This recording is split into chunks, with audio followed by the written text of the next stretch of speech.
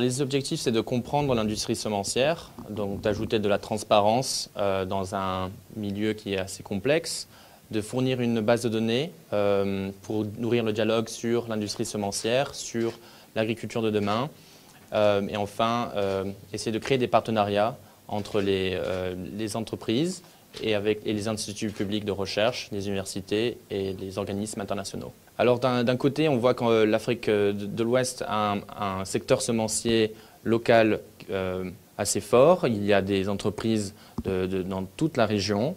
Malheureusement, la recherche et le développement reste assez en retard. Il y a très peu de pays où la recherche a lieu. Et cette recherche, cette sélection variétale est très importante. Il faut qu'elle soit faite sur le terrain pour qu'elle soit le mieux adaptée au climat, aux préférences culturelles.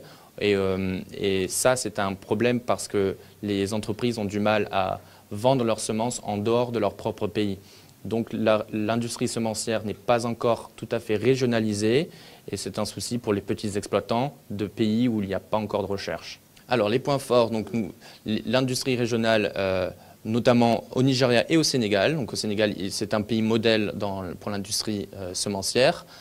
Nous voyons que, par exemple, Tropicasem fait un travail formidable qui peut inspirer les autres entreprises de la région. Les points faibles et le manque de recherche et de développement du secteur privé.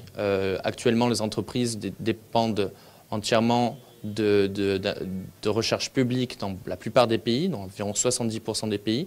Et le problème est que cette manque de recherche cause des variétés qui sont âgées et peu adaptées à répondre à des problèmes de sous-nutrition et de réchauffement climatique.